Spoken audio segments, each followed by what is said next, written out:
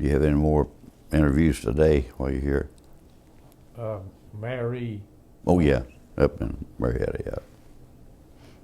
I'm Bob Short, and this is Reflections on Georgia Politics, sponsored by Young Harris College, the Richard Russell Library, and the University of Georgia. Our guest is Glenn Anthony, noted Georgia political reporter and well-known lobbyist for the Georgia Chamber of Commerce.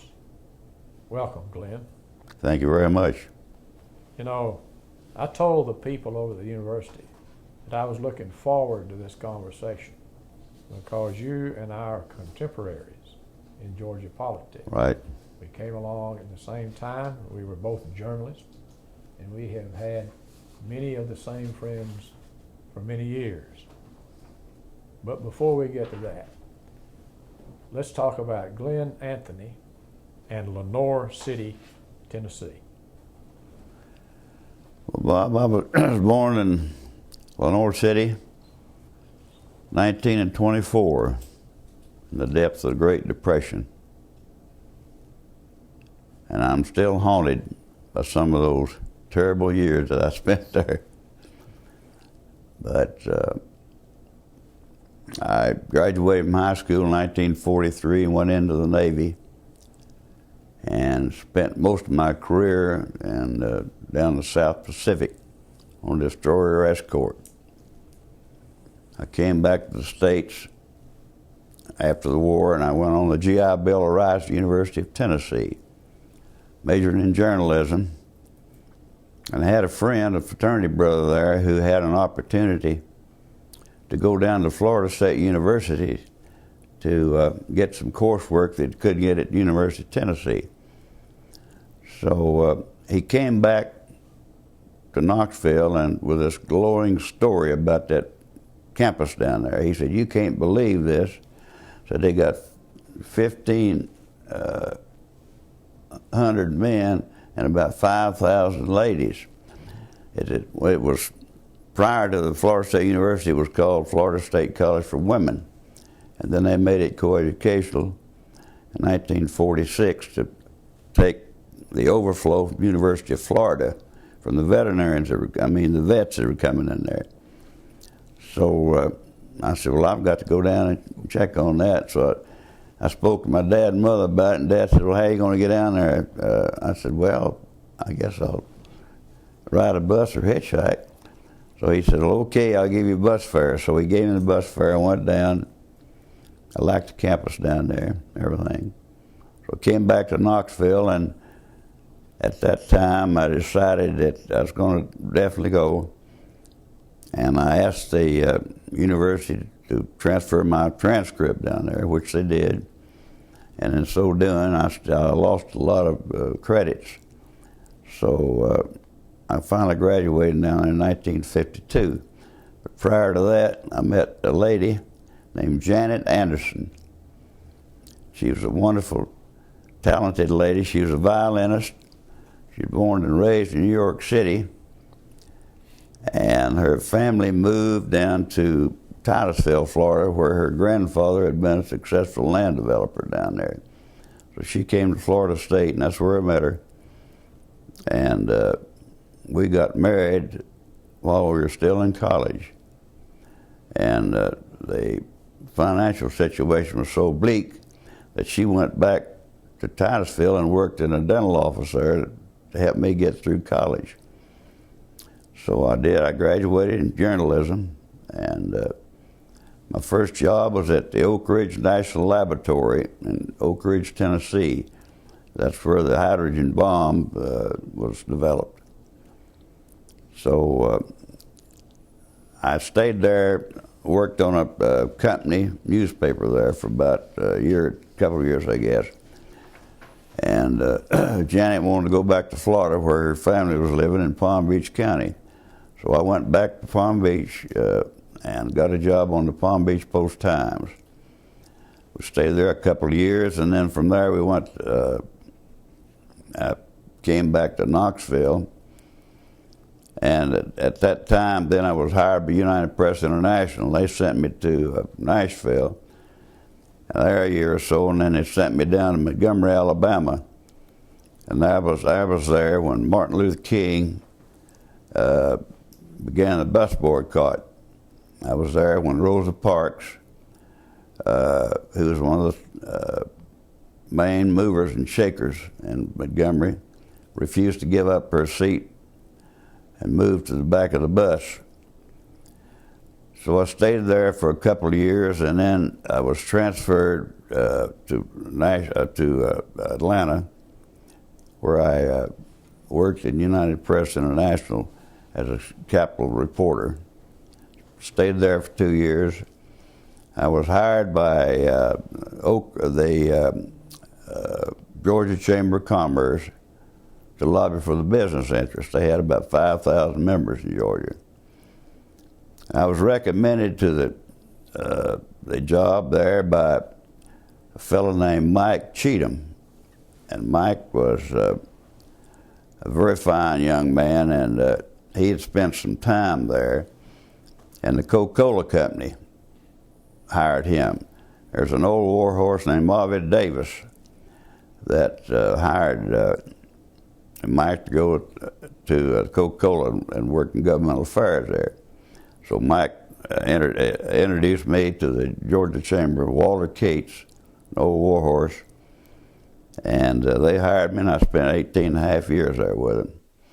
And I put together some governmental affairs tours there. They had, when I joined the Chamber in 1959, they had a pre-legislative forum that they'd go around the state for about 10 days. They were taking they would take a lawyer who was skilled in labor relations, and they'd take a businessman along to talk about issues.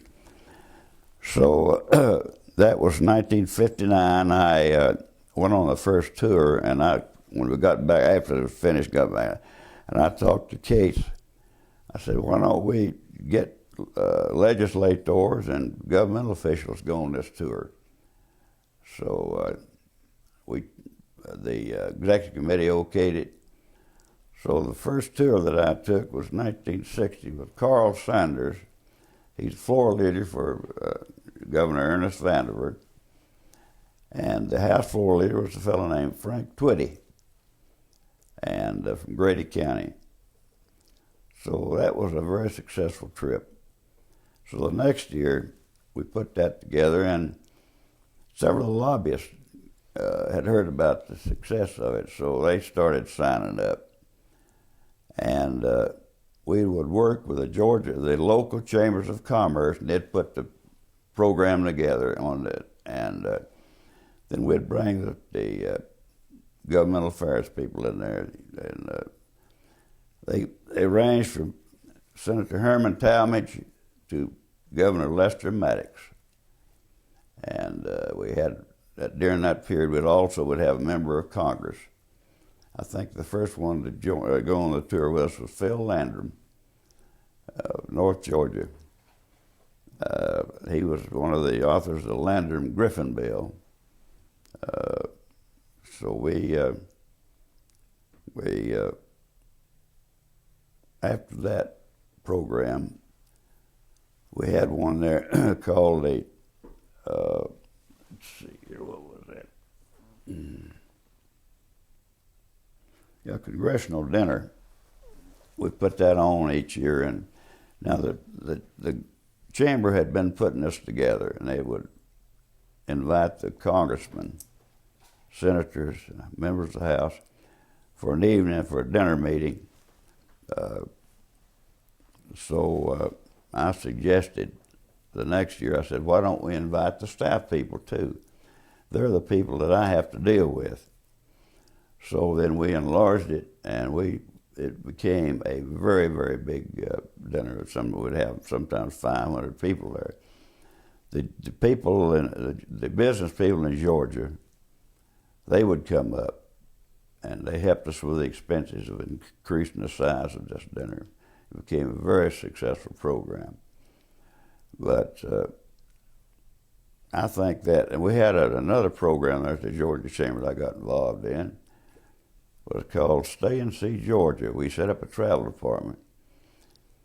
And the ladies in charge of that, Moselle Christian, she invited top travel writers from around the state, around the country, to come in and see Georgia on about a week's tour of the state. That became very successful. It was copied in other states. We also had a very popular Stay and See Georgia, the Star Student program, where we would select the star student, and then the star student in turn would select the teacher, his favorite teacher. So one of the offshoots of that was I had a friend at Pan American Airways. He was vice president for the South. And I said, is there anything you can do for us? He said, yes, I can. I can give you and the student a trip anywhere Pan American services. And so we took that, and that was then for the next 10 years we had that, and it was my duty, and I emphasize duty, to accompany this young student all over Europe, South America, Brazil, Argentina, Chile, Peru, went to all those countries. France, London, Paris, Rome. So I had that duty for 10 years, and so that was a good addition to my program. Glenn, before we get too far away from it, let's go back to Montgomery. No, okay. You covered the civil rights movement in Montgomery, so you knew Dr. King. Knew him very well. After he made when the boycott first began, I got to know him pretty well. And after he started making some big news headlines, the Atlanta office of United Press International called me and said, see if you can get an in-depth interview with this young preacher over there. And so I called him up. He said, yes, come on out to the house and we'll talk about what I have in mind. So I went out there. I spent an hour more with him. And this fellow was quoting poetry. He was quoting the philosophers. And he was a very bright man. And I went back and told Atlanta, I said, you're going to hear from this fella. He's got some talent. So, we went on to win a Nobel. You know what he did for the civil rights movement. Mm-hmm. But that was a great part of my life during those periods, that 2 years I spent there during that bus boycott. But I saw him even when he won the Nobel Prize. I saw him a couple of times. He'd always remembered me, and always very friendly. So I knew that he was going to make some news, and which he did worldwide. So you came then to Atlanta to cover the Capitol when Marvin Griffin was governor. That's right. Marvin, of course, was a staunch segregationist and a very colorful man. Do you remember much about him? Well, he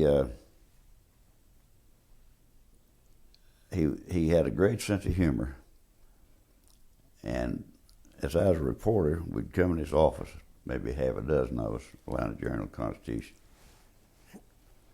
and it was hard to get anything out of him because he would turn our questions into a humorous answer. So,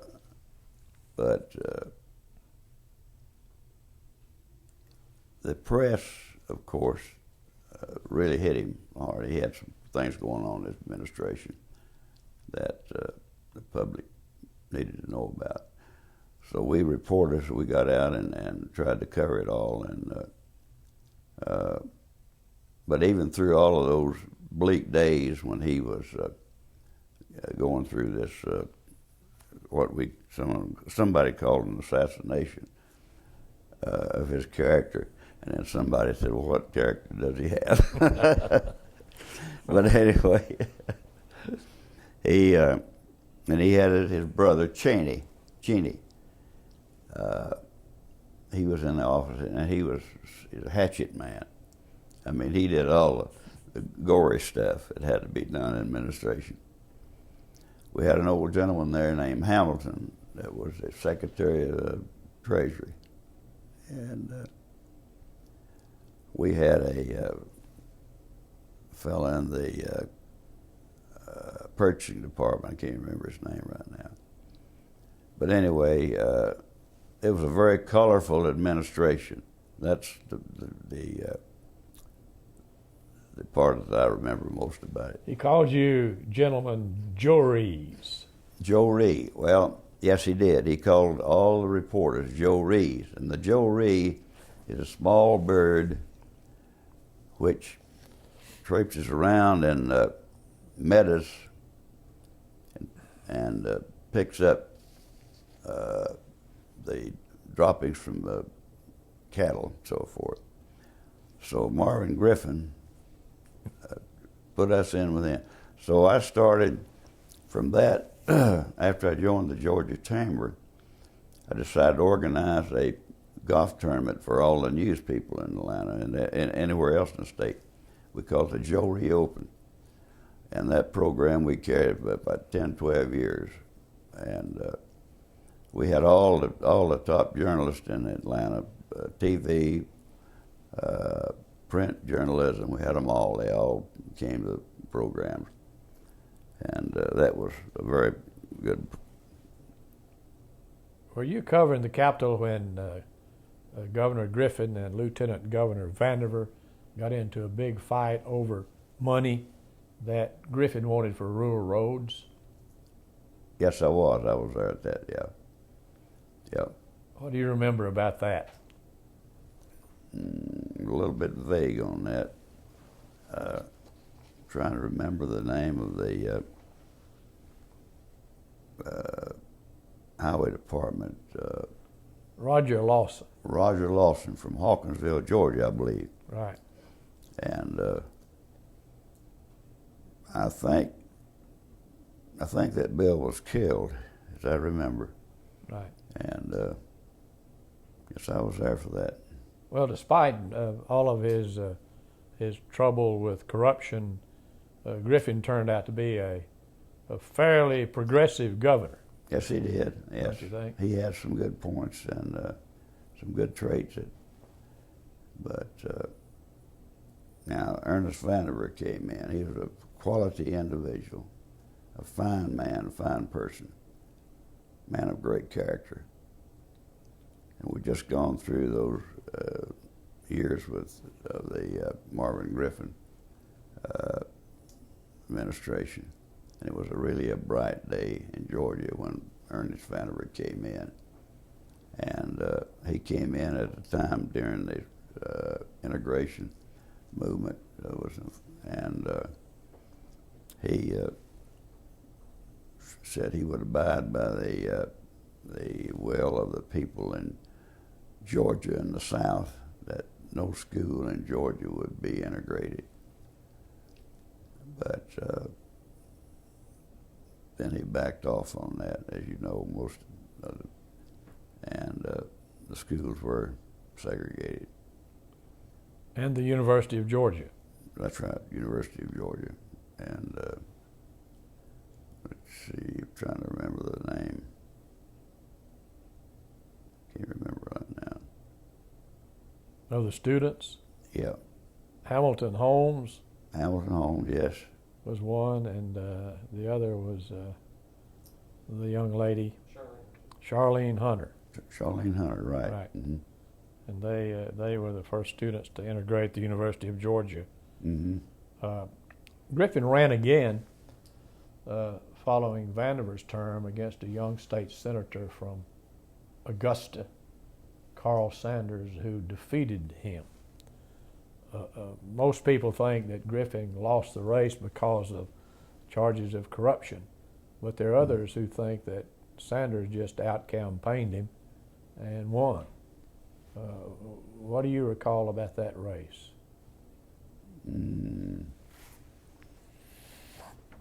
A little bit vague on that.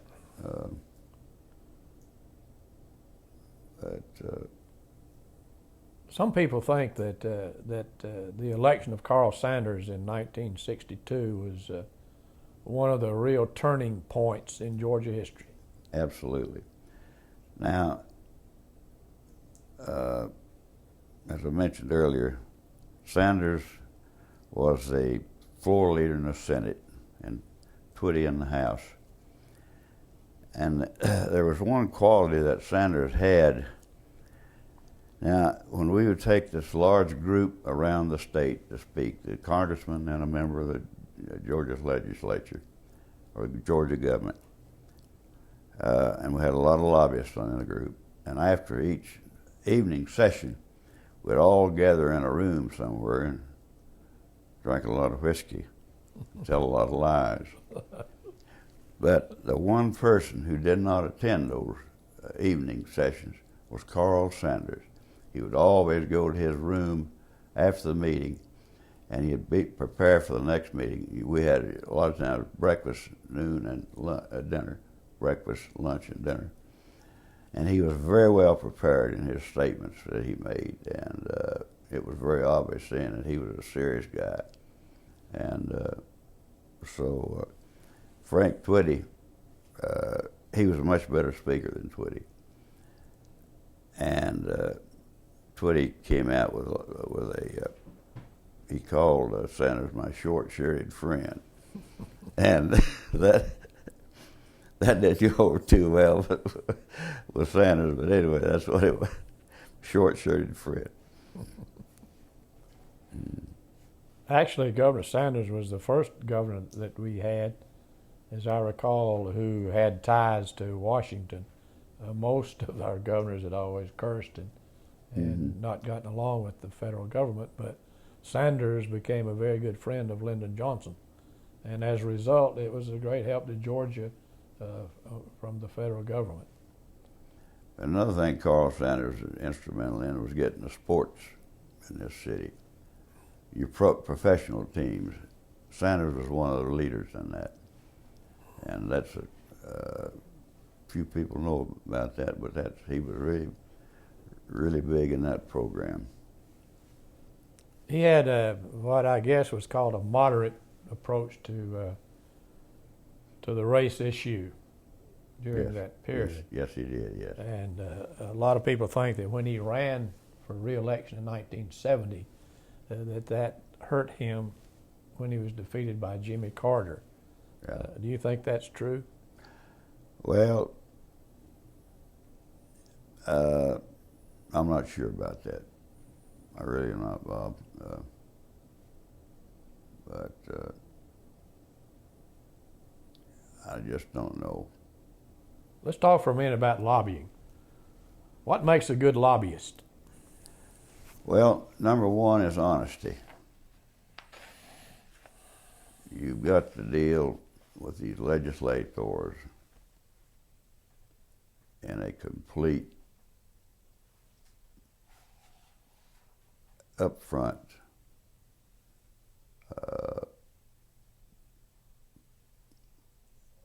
in dealing with them. You can't come on and tell them 2 or 3 different tales and then have to come back and say, well, I'm sorry. So I would say honesty is the number one. I lobbied there for more than 20 years with the Georgia Chamber and the Georgia Forestry Association. And I can say that at no period during that time did I ever have any problems, individual problems with the legislators. And I felt, I think they recognized me because the House representatives commended me for my honesty and integrity. Passed a resolution. The Senate did likewise. And Senator Bill English from Swainsboro, Georgia, introduced the resolution in the state Senate, commended me for my honesty and integrity. So those were quite a highlight of my career there. And I was told by some of the old timers there that they'd never heard of a lobbyist in the history of the state ever being commended for the service. So that was a very proud moment for me and my family. Well, you deserved it. But on the other hand, you took a lot of flack also. Yes, I did. We had one incident, went all the way to the top, Governor Jimmy Carter. He had Elliot Levitas, a representative of DeKalb County, to introduce a bill which was called Consumer Protection Legislation. And so after we analyzed it, we had a stable of accountants and tax lawyers and so forth. And they said, this is a killer bill for business. And so I rallied the troops in, and we killed the bill. And so after that, Jimmy Carter, in a press conference a few days later, he called me the most damaging lobbyist in the state because I'd killed a bill that would have benefited the people of Georgia. So after that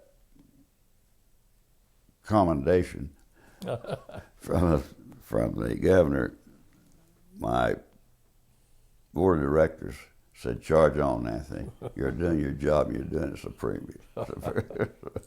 They called you Tiger. They called me Tiger. Mm-hmm. As a nickname. Well, there must be a story behind that. Well, I when I got onto a project, got onto a bill, what I charged.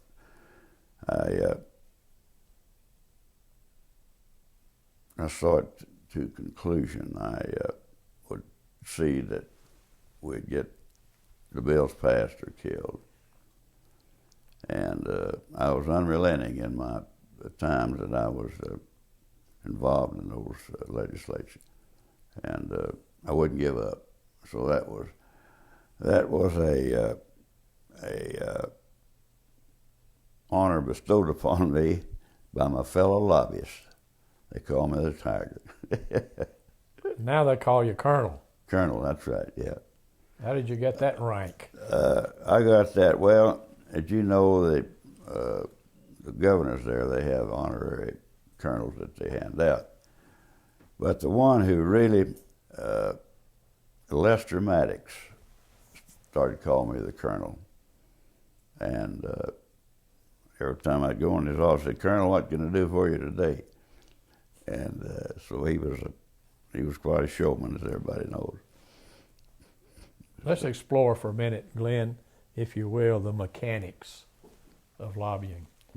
For example, what is the first thing a lobbyist does when he finds out that a bill that affects him is about to be introduced?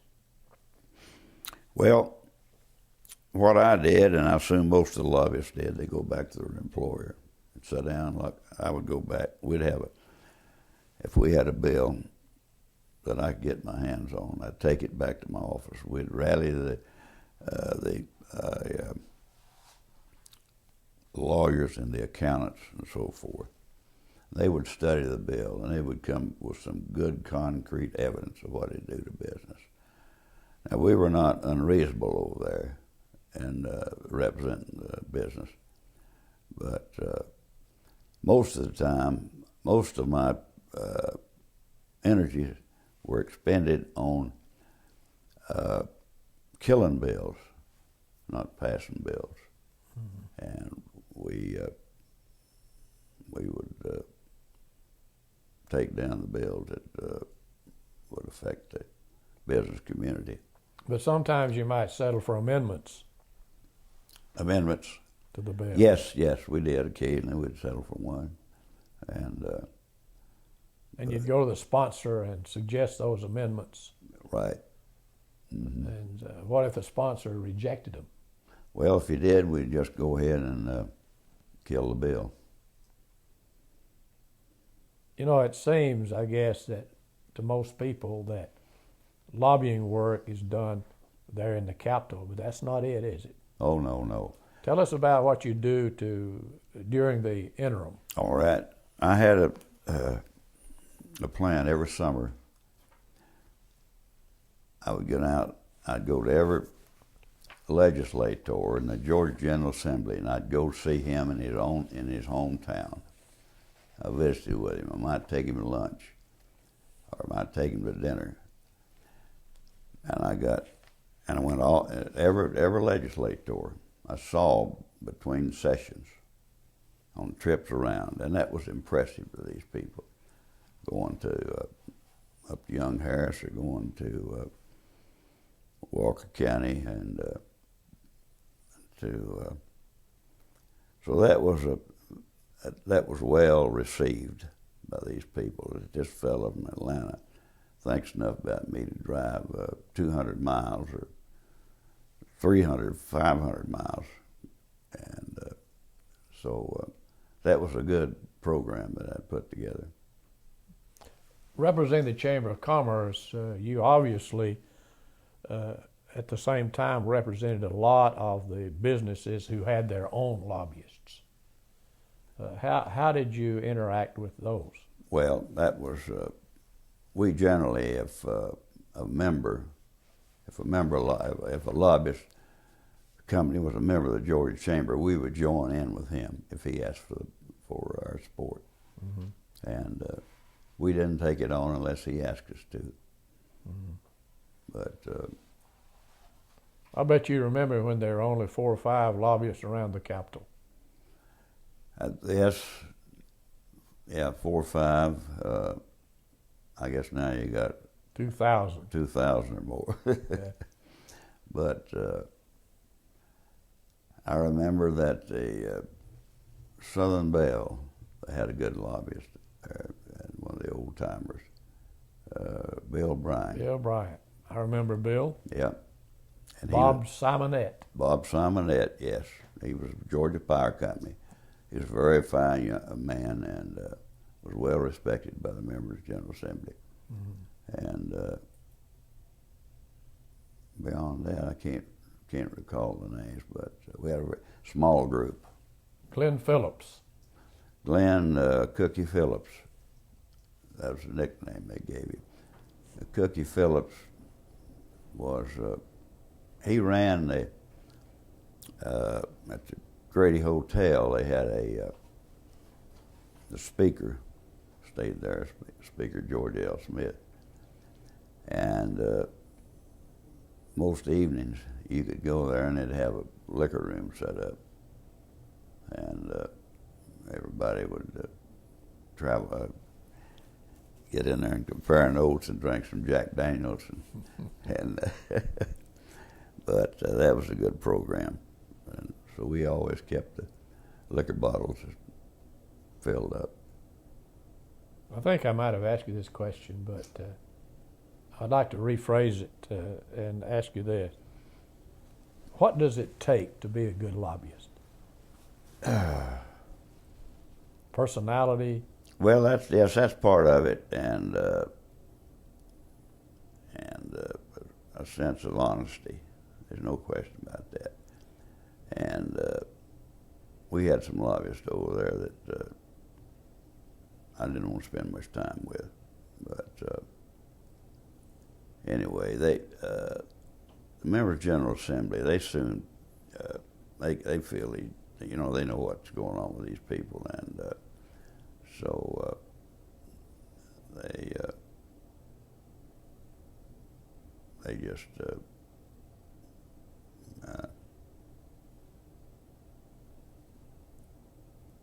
what makes a good public servant? Mm. Well, Bob, that's a pretty tough question. Again, honesty, that's number one. And I would say that's a number one issue. Mm-hmm. What do you say to those who criticize lobbyists and accuse them of being something other than Sunday school teachers?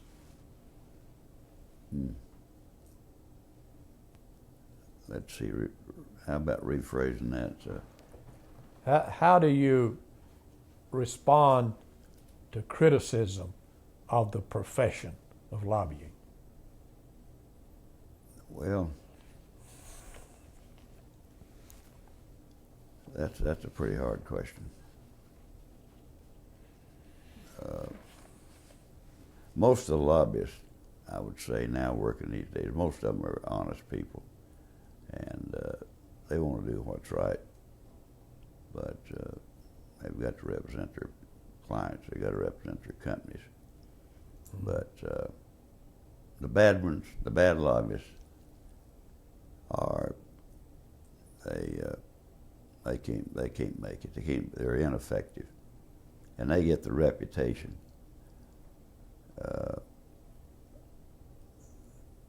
That's damaging to them. Getting back to the pre-legislative forums, which were so important at that time, tell us about some of the participants, and if you recall some of the issues they discussed on these tours. Well, there's a wide range of subjects, and a lot of times people in North Georgia might have a different set of ideas than the ones in South Georgia.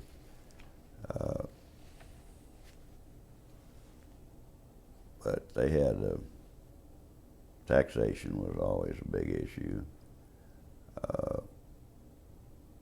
They had, I don't know, that was a big one. Let me ask you this question. Tell us about some of the most effective legislators that you remember. Well, yes, a former state senator named Roy Lambert from Madison, Georgia, was an outstanding state senator. Very honest, very compelling man. Also had Representative Harold Clark, who later went to the Supreme Court of Georgia. A very fine statesman. He's a man that who stood by his principles, could not be swayed, but he'd always be up front with you when you were dealing with him. Those two come to mind as being the exemplary good legislators. You worked over there during the famous feud between Lieutenant Governor Zell Miller and Speaker Murphy. How did you fare during that period? Well, personally, I did all right. I didn't, I dealt with both of them, and I'd be up front. I would tell them if I was dealing with Murphy or vice versa, and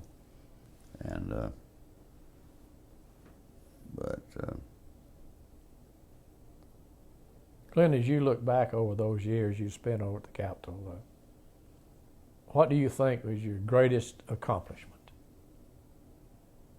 My greatest accomplishment?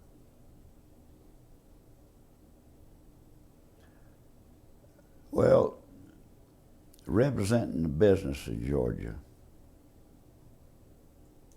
That was seeing their programs enacted in the Georgia legislature.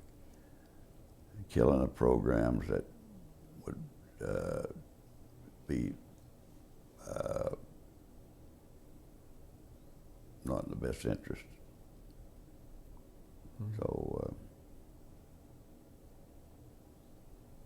those are some of the things. Mm-hmm. What was your biggest disappointment? You know,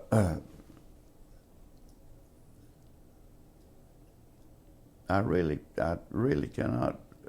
I did not have a disappointment, to tell you the truth. Over the years, I pretty much had it my way, putting it pretty bluntly, but I didn't have any real disappointments. I feel like it would serve the business community of Georgia.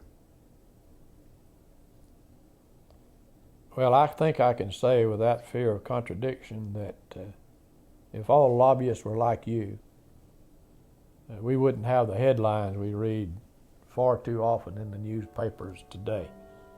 I want to ask you this final question. What advice do you have for those who might want to become professional lobbyists?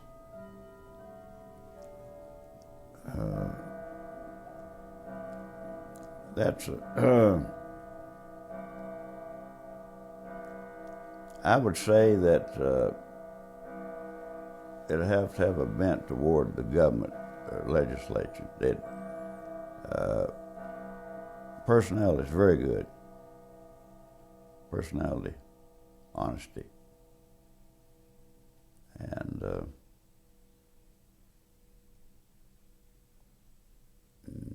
communicative skills. Do they figure? Very important, yes. Very important. How is the best way to communicate with a legislator? Is it privately in his home or in his office, or is it the famous 3 martini lunches? I did a lot of those activities.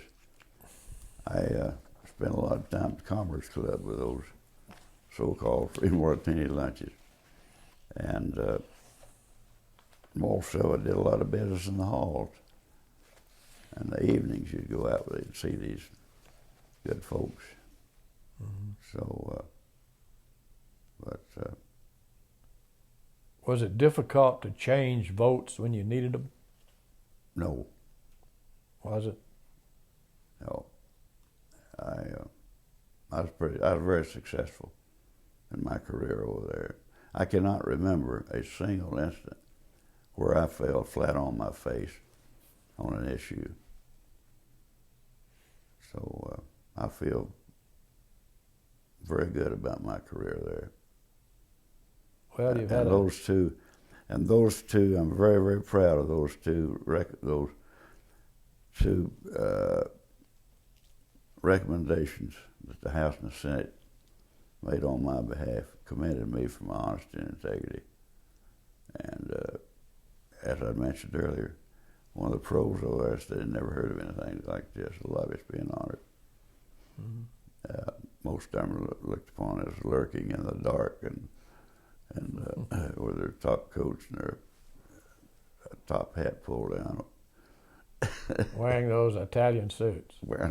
That's right, wearing those $1,500 Italian suit and silk underwear.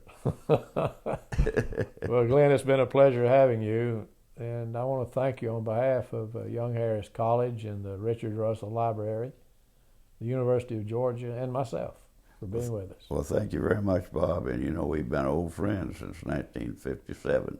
That's right. So it goes back a long way. Been through a lot together. Yeah, surely have. Shared a lot of good friends. Absolutely. Good. Thank you very much. Thank you.